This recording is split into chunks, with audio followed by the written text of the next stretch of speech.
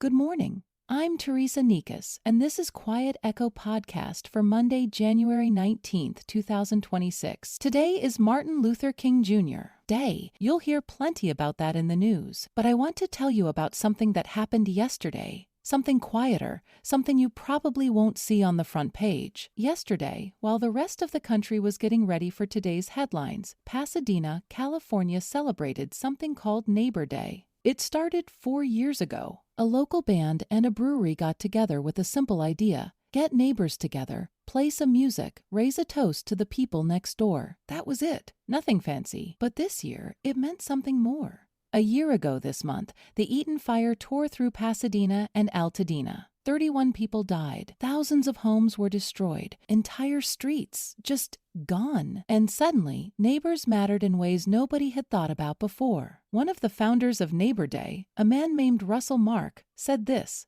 "Never was the importance of knowing your neighbors highlighted more. Knowing who may have a disability, sensitive to breathing issues, lacking a car, working nights with pets at home alone, all these things suddenly became vital in a potential life or death scenario. Life or death. When the fire came, some people survived because neighbors knew to check on them. Others didn't make it because nobody knew they were there." Yesterday at Wild Parrot Brewing Company, several bands performed. Some of those musicians had lost their homes in the fire. They showed up anyway. They played anyway. Because, and I love how the organizers put this, it was important to feel some normalcy. That's not denial. That's resilience. And here's another detail I loved. Somewhere in Pasadena yesterday morning, someone from a company called Environmental 911 was going from coffee shop to coffee shop, anonymously buying coffee for strangers. No fanfare, no cameras, no social media posts. Just gratitude for a community that had welcomed them into homes and workplaces to help with fire recovery. The organizers noted that the intention was anonymity. That's what real service looks like. No recognition required. Now, here in Cedar Valley, we don't have wildfires, but we have blizzards, we have ice storms, we have power outages that leave elderly neighbors sitting alone in the dark. We have people on our streets whose names we don't know. We have folks who would struggle to evacuate if they had to.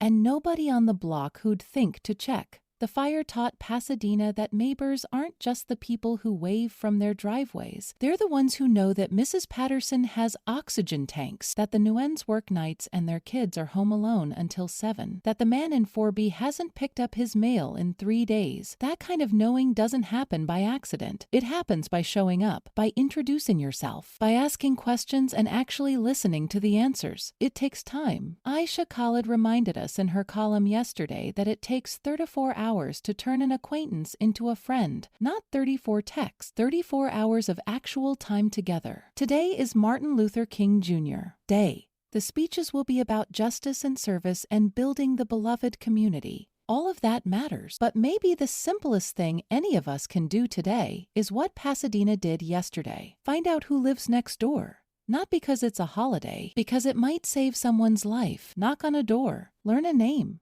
Ask how they're doing. That's not a grand gesture. That's just being a neighbor. And sometimes that's enough. That's your Monday morning from Cedar Valley. I'm Teresa Nikas, and this has been Quiet Echo. Thanks for listening. Aisha Khalid, Teresa Nikas, George Kahn, and the whole Cedar Valley community first came together in Quiet Echo. When loud voices divide, quiet ones bring together. If you want to know how a small town found its way from fear to fellowship, one quiet act of courage at a time, you can find it on Amazon. I'll leave the link in the show notes. You've been listening to the Cedar Valley News Podcast, where small-town voices meet the headlines shaping our world. From faith and family to front porches and fields. We'll be back with more stories connecting real lives to real events. Until next time, keep your porch light on, your faith strong, and your heart open.